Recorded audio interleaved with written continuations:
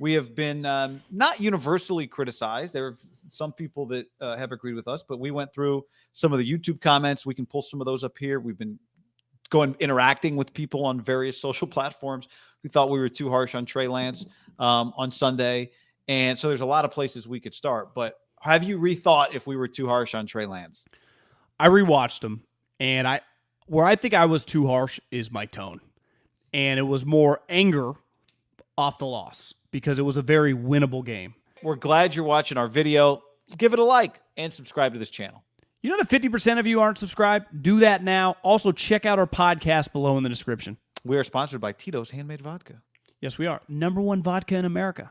I did several other podcasts that are just, we're a Bay Area podcast, but obviously we talk a ton about the Niners, just like we did with the Raiders when they were here, and we still will talk about them today. Is a lot of people that have like Niner-centric podcasts are probably diehard fans. And at one point in time in my life, I truly was. I just happened to be like, 20 and under. And you had worked in sports from a broadcaster way before I ever did. I do think we've been doing this professionally, even though now it feels a little different because the way we do it, granted we own this, but it's much looser and it doesn't feel like a business. It's they say if you do what you like, it doesn't actually feel like you're working. That is somewhat true for sure. But we don't own 49er jerseys. I do have Steve Young's number, even though he declined to come on the podcast. But once upon a time, maybe we can get him again. We are not I think we can balance being very objective about things. Even though, obviously, I would love the 49ers to go 17-0, win the Super Bowl. It'd be incredible. If you said, John, they can go 17-0, win the Super Bowl, or just take your chances. Without hesitation, I want them to win. When they win, it's good for me and you. It makes my life more entertaining. I'm watching the games anyway. I know a bunch of Niner, season ticket holders. I'm rooting for that. But I also can be very, very unemotional when it comes to football. And Ryan Grigson, who, I don't think he's the biggest fan of me now, one thing he hammered home, and I do think he's right about this, because in the scouting community, when you do it for a while, and this is probably true of most industries, after a while, you can become very negative on the business, right? Right? If you meet some sales guys, if you get them to over beers, they'll start talking shit about everything. You get a scout, he can just hate a lot of players, and he goes in with a negative connotation. I don't necessarily do that, but I did go in there, judging him harshly, but independently of that game. It was in context of we weren't writing his career. We weren't writing his obituary as a player. It was just that game judged in a vacuum. He threw 50% with a ton of balls getting, batted because of the long loopy release, which, listen, I think my main criticism of the player is something that is probably the biggest question mark for the next 3 or 4 years. How does he change that release? From a size standpoint, from an arm power standpoint, from a toughness standpoint, from just a poise standpoint, yeah, maybe we didn't hammer that home. I know we talked about it, but it's like anything in life, right? Sometimes if you read 50 people that say, "Guy, you're fucking awesome. What a job. You're so good at this." And the one person that goes, "You are terrible. You are awful." That can overwhelm your view of what's being said. And I think I was pretty loud of saying, when I said the word overwhelmed, he wasn't, rewatched the game today before we're recording this, he wasn't overwhelmed as a player, but as a passer, he got all these balls batted down, right? 4 in that game, and he also had several last week. Well, that is indicative of the release. The play, the crazy part is that last drive, I guess it wasn't the last drive, but the drive that when the game was, they just caused the fumble, they get the ball basically, right? You go, could they take the lead here? It's 10-7. He had 2 balls batted down of the 4 plays on 2nd down and on 4th down. And J.J. Watt is, one of his great attributes, in his Hall of Fame career is he's always been a great batted ball guy down. Well, Trey Lance, it wasn't like a happened fast. JJ kind of stepped back, and then right when he started throwing it, put his hand up. Well, he doesn't get rid of the ball that fast because of the loopy release, and that's just a big picture thing, which is not going to change in the short term, that gave me great, I would say, hesitancy to be bullish on the performance, was the release. Now, I saw a lot of other things that I understand why just the raw talent, and I don't think we argued that. I wouldn't have traded the guy for Justin Fields or Zach Wilson, but as a passer and to compete in this league, you do have to be able to, and I at the time we didn't know he had a sprained knee. I thought he was going to be the starter for several more weeks. It's like, it's going to be difficult to depend on, his throwing on 3rd and 8 in these big games against all these tough opponents coming up. So that's, to me, probably where I don't believe I overreacted on it, but I was so critical of his performance on the passing element. Because last thing, long-winded here. I guess I didn't give any credit to the running because I expected him to, like, running quarterbacks usually, wouldn't you say, immediately kind of just hit the ground running? Like, that's usually something that becomes, like, most players, right? Like Hollywood Brown, who just caught the game winner. It looks like he's really kind of resurrecting his career. If Hollywood Brown could get the ball in his hands, he's like all these guys, whether they're bust or not, when the ball's in their hand, most talented players look pretty sweet, right? The hard part for a lot of wide receivers or running backs might be ball security or catching the ball. But like when the ball's in playmakers' hands, they pop immediately. And quarterbacks, running quarterbacks, you would say that's their greatest attribute typically immediately, because that's just natural instincts. Like so I didn't give him any credit on that because that was my expectations were just that's going to naturally happen because he's a big athlete. Yeah. I think there's a lot there. I think one thing we know from people who've done this stuff for a while is that some people check in on 1 out of 5 podcasts. Some people maybe just watch a video, don't know what our opinions have been going back. Some people have listened to everything. The part that surprised me as someone who is almost never surprised by something that happens on the internet, I was surprised by how many people who said, I've been listening to you guys for a long time. You guys were way too hard. I was surprised that was the reaction, because I felt like we've spent hours and hours and hours being very positive about Trey Lance, like really being bullish on him. And my feeling is that I've built up that equity because I've told you many times, like, I think he looked good what we saw when we went to OTAs. I thought he showed so much in what we saw from him in preseason games. I would have drafted him. I liked his college tape. Like, I'd take him over over Justin Fields, blah, blah, blah, blah, blah. That you can then be critical and not have all of that other stuff forgotten. So I don't know, maybe some of it was taken. We'll read some comments here. Maybe some of it was taken, like it wiped out. Like, I've changed my opinion. I now think he sucks.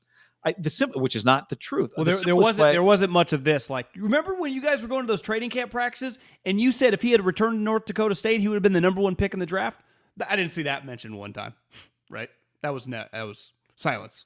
No, but again, there's some people who listen just once and some people who listen 100 times. I just want that on record. We said that. That's true.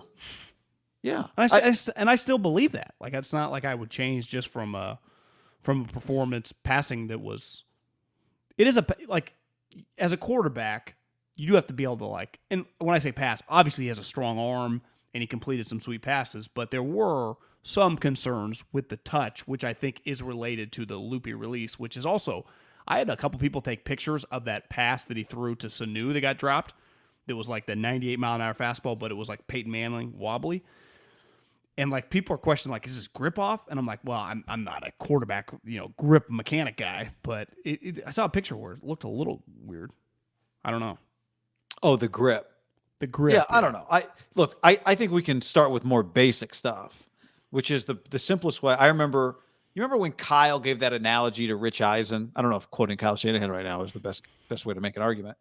But when he made that analogy to Rich Eisen about how he goes house shopping with his wife and he'll be pointing out all the stuff he hates, and then his wife is almost in tears and says, "Why do you hate this house?" And he's like, "What are you talking about? I love this house. I just got to go through all the things I don't like." And I remember seeing that thinking like, "Oh my God, that speaks to me." Now, I don't think that's what I did with Trey Lance on Sunday, but I think the simplest way to put it is I have not seen a take on Trey Lance's upside, like a legitimate, well thought out take, that I think is too hot. Like, we'll get to some of the things we really like about him, why we're very bullish on him. I haven't seen anything that I've gone, I don't think Trey Lance can be that good. So I still think big picture, very good. But I think we watched that game Sunday in the context of this is a game you kind of got to win. And my concern is, and it was very winnable. And it was right. Winnable.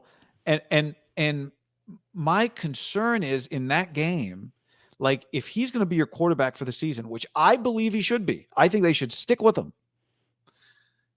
I don't think you can play a whole season playing that way because I think you're going to get him hurt running Cam Newton's offense, basically. So he has to develop on the fly as a passer. He is Of injured. course I know it's his rookie and he is hurt. Of course I know it's his first start. Like 2 days, Friday, Thursday was my analogy about this is really hard to drive on the highway as a first-time driver. Like this is extremely hard what he's trying to do. It's why I've said for months, they are walking a very fine line here trying to develop a quarterback and win football games. But my number one take on Trey Lance was after we watched him in the preseason. Game one, and you agreed, and we both talked about this a lot, because you've always said young quarterbacks have to play. He has to play more. What does that mean? It means I think he needs some time to develop here. Full stop. I believe in him. Also, now, some people would say, like, your evaluation of the game, there are other people who just thought in that moment, that game, he was better than we said that he was. Oh, which is fine. Like, my response to somebody who said that was great. Like, listen to 15 different opinions and then decide where you think he is. But even though I disagree with some not people everyone on should that think game, the same, right? If you got 10 coaches, right? Andy Reid to Sean Payton to Kyle Shanahan, and gave them 10 quarterbacks and said rank them, wouldn't their ranks all be different, whether it was college guys or pro guys? But here's what I would say is if you took that situation and gave 10 different NFL head coaches that Trey Lance game tape and said, give me I want 2 categories from you. Here's a deal on wine, wineaccess.com/ham, $50 off an order of $150 or more. And if you like to gamble, check out mybookie.ag and use the promo code HAM1. Get your gamble on. I want a game grade, and 2, I want to know what you think he can become. Somebody might give you a B+ game grade, and somebody might give you a D- game grade. But they can both say, I think he can be as good as Josh Allen. Right? And I kind of feel like that's the simplest way to explain Sunday. Some people gave him an A. Some people gave him a D. I hadn't really thought of him in those terms, but I'd probably give him like a C. Right? That's probably I would where give him was. a C. When I rewatched, I'd probably give him a B-. Okay. But I still reach the same conclusion, big picture with him. He's got to play. He's got to develop. I think he's got enough to help you win right now, but you got to help him. We did a whole conversation of listing all the other factors that were to blame. The first play of the game, he's running for his life. The first play. Yeah. One thing I learned when I was in the NFL, and it doesn't matter now, and it happens to me a lot now, but in the job we're in, it just doesn't impact you. When you make bold statements like this guy can be this guy in the NFL, like that, they look back at you a year later, 2 years later, right? When you say, because it hit me this weekend. I was watching Robert Woods. I guess it would have been Thursday night. Robert Woods was a guy that I scouted, went through USC, and I remember with a guy that I was kind of be like, this guy can become Reggie Wayne. And it turns out Reggie Wayne is, obviously like a borderline Hall of Famer. Robert Woods isn't as good as Reggie Wayne.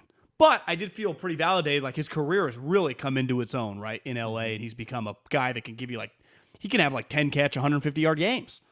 But when you make really bold statements like Jonathan Kuminga can become Tracy McGrady, we all agree that, because I think Trey Lance is Trey Lance can become Josh Allen. Well, now we've all watched Josh Allen for a year and a half.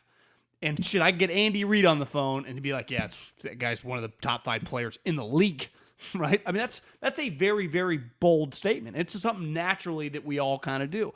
I think sometimes that's unfair, right? You just let him become a good player. Because in fairness to Josh Allen's, if you and I were big Josh Allen guys, like we both were, now part of it is probably biased, the California thing, the Valley thing, I just resonated with him. It just feels like I know him without even knowing him. Like I just know him. Right. Like I know his high school football coach. Like I just feel like I know him. He's so easy to root for.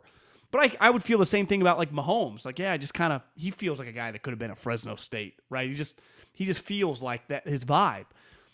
Those guys were lucky, and part of this is when you get drafted at 3rd overall, and which is not his fault. You often say the thing with Greg Papa says, just because you give a guy $110 million doesn't mean he's going to start scoring 12 points to 20 points, or go from a 250 hitter to a 300 hitter, or go from an 800-yard rusher to a 1,700-yard rusher. But with draft prospects, it's easy to kind of talk like that. And he didn't dictate, you got to trade all these picks for me, right? I'm trying to save help make your career, or be your Josh Allen, or be your Mahomes. But that is the situation he's in. And I think sometimes that I critically judge what's on the line with him, right? There are a lot of chips in the middle of the table on him, and it's not his fault because the one thing that really crystallized rewatching that game, and there's nothing wrong with this, Josh Allen was the biggest project I've seen who became a great player. Like, I mean, an elite player, a guy that if you did the exercise, get every general manager, do the poll, who would you take number 1 overall? He would get some votes, right? And if you did like rank your top 3, he would universally would be in the top 3. So like that's what people kind of start comparing originally where, Trey Lance, what if he can just become a top 8 guy? That's fine, right? But he's got a long way to go, which is okay. But I have to balance because we were judging like that game's to win. Like if he starts, if he's healthy enough for the Colts John Gruden was taking up so much of my energy last night every time I looked up, but clearly the Colts, are a really talented team. They have a really talented, that's going to be a tough ass game for Trey Lance, right? But the Niners got a lot on the line in that game. You lose your 2-4, like let's face it, like kind of kiss the playoffs goodbye all of a sudden. Like that's a enormous game for them. Lucius, but he has to like work through all these issues as a project. Lucius Thomas on YouTube and on the stream says Josh Allen rookie year was 2018. This is his 4th year. And think about the team he got to go to too, right? There weren't expectations. They didn't trade up, or I guess they did go from like 12 to 7, but he got to by the second year, they were a wild card team, right? It wasn't like the whole franchise wasn't predicated on, like he had to be good, but this is probably exceeding their expectations. Yeah, here's the point though. He was good year 3, right? He actually was solid year 2. He was 20-9, and they were a wild card team. Remember they were kicking the Texans' ass in the playoff game. Here's the point. Like quarterback development takes a few years. So how good can you be while you're developing if you're supposed to be winning football games, right? That's not, Trey Lance. All Trey Lance can do is develop, but that's part of this conversation. Is like, is this franchise needs to win games and develop at the same time, and that's a very tough thing to do. See, and part of my conversation is I think ideally he is Josh Allen, right? His first and second year, you just live through it all. The problem, though, is like that's his comparison now. And when you say the 2 words Josh Allen, you start viewing MVP. Yeah. I think well, let's talk about other quarterbacks in a minute. We'll get to that. Let's get back on to task on this, which is let's do it. We were going to go through some of the YouTube comments on the video and just react. Can you read that? Is that too small? Yeah, I could put it on my bigger screen. I just want people to be able to see. Here's some of the comments. So Bam Bam said it was his first pro game as a starter, a year out of football, first week of prep, on the road, big-time division opponent. I'd say I love that he had to finally go through some real adversity, get a real feel for NFL games. That's what all the other rookies are going through. They're only going to be better for it. Too hard on Trey, man. Way too critical. It's funny because I agree with literally everything in that paragraph except for the end that said we were too hard, because it reminds me of what Mike McDaniel said in the preseason, which was you want guys to fail so you have something to improve on, to coach them up on. Yep.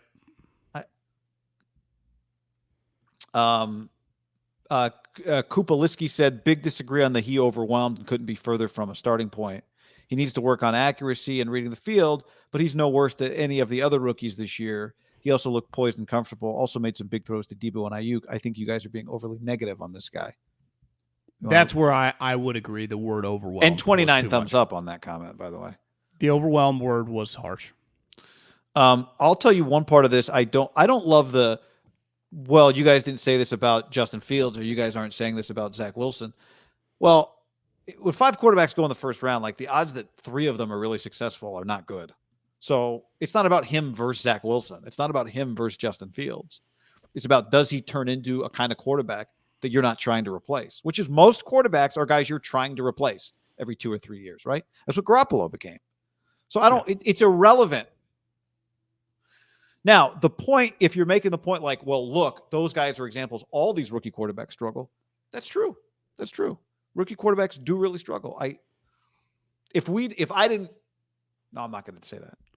I'm very cognizant of that. I'm okay with that. Jonathan said he also had no help on the right side of the line. Kittle was out, didn't have a number 2 receiver. Your run game is learning to. Trey will be fine. I agree with all of that. And I'll add, I said this the other day, and then I saw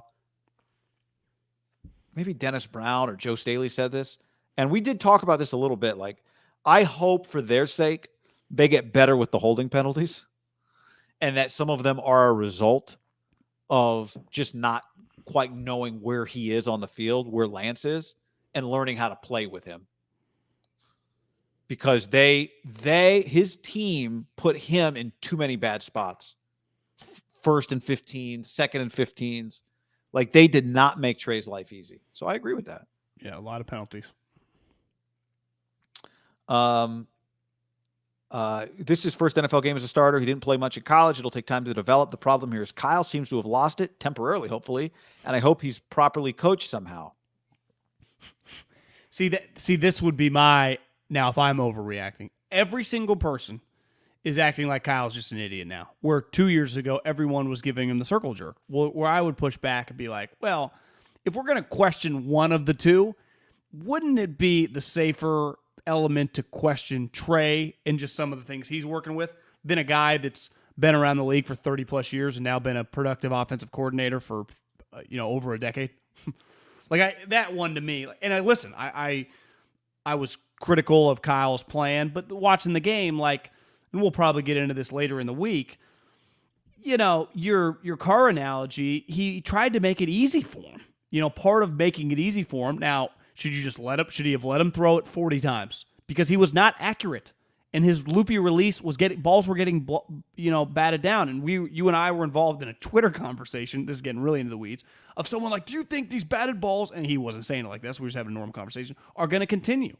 And I'd say, yeah, I would imagine when you play Trey Lance, the major coaching point is when you start to see him drop the ball, put your hand up. So, yeah, I do think batted balls are something this year with the loopy release. And who knows? It is not a guarantee, right? Like, let's use a baseball analogy.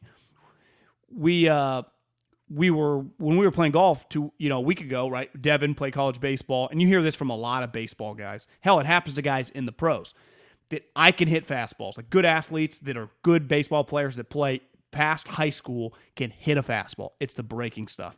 And then once you get really into the weeds, like in the pros, it's like get in on their hands with the breaking stuff. That's the hole in their swing. And some people, it's like, we can fix that. And some guys never fix it. And it's always, so it is not, the one thing that concerns me the most, that it's not a lock to be fixed. It might not be fixable, right?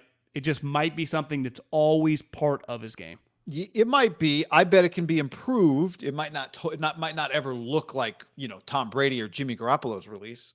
Dan Marino. But this is why I keep saying, like, I think his arm will naturally speed up once he is quicker at recognizing what's happening and where he's going. Not that his arm will actually physically get faster. He'll just make decisions faster, and so the ball's out earlier. But that still goes back to my point where it's still part of his repertoire. Yeah, and this is, I was thinking about this the other night.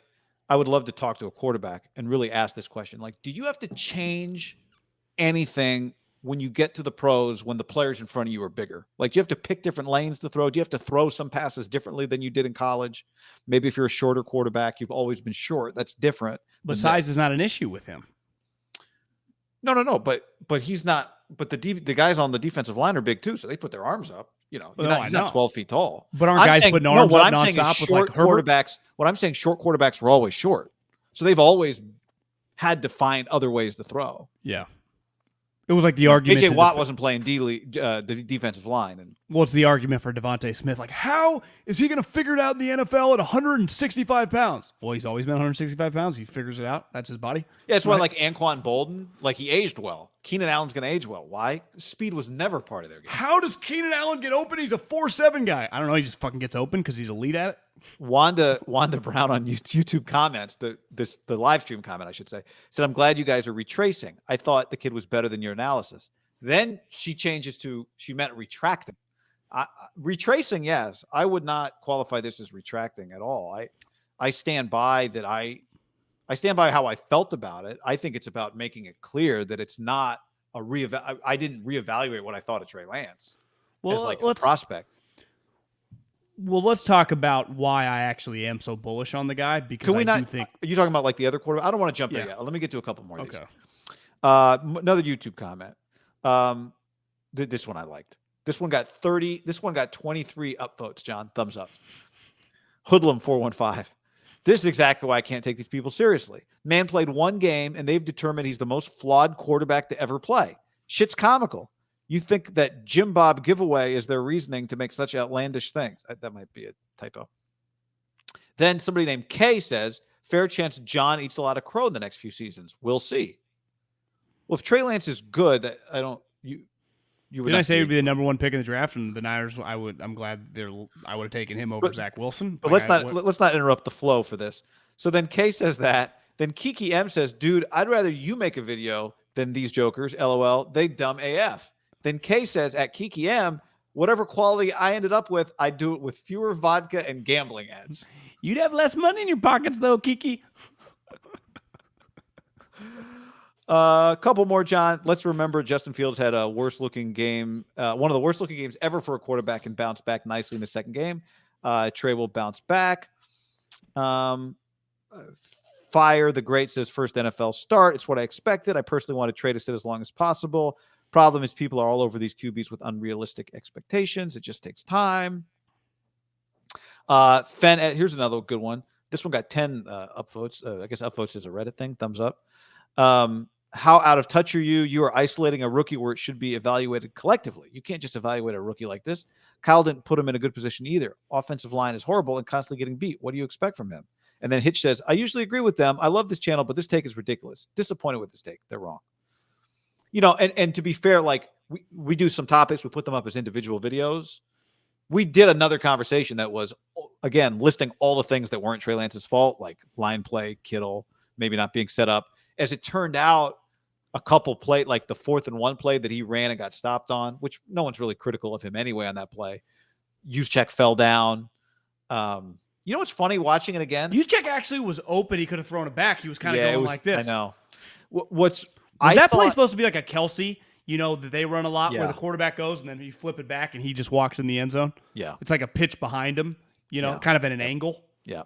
Maybe not. You think it was supposed to be a pitch play? I thought he was supposed to. Maybe it was. Well, because he was going to snap. The route did look that way. He had already snapped the ball and was already moving. Juszczyk was behind him.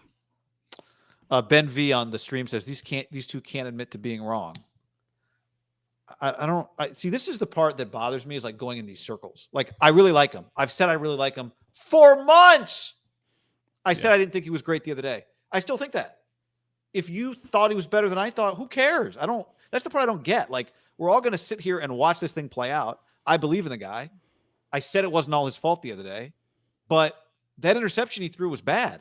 Now, the crazy thing about that pick, John, I loved everything about that. It's one of the tightest spirals he threw in the game. Athletically, it was a pretty elite play. Like if he can dial that play in, that's a pretty unique throw, right? One thing, I'm going to end it on this. Okay. One thing that did stand out to me on the pick, he's kind of open. There were 5 guys around him, though. Yeah.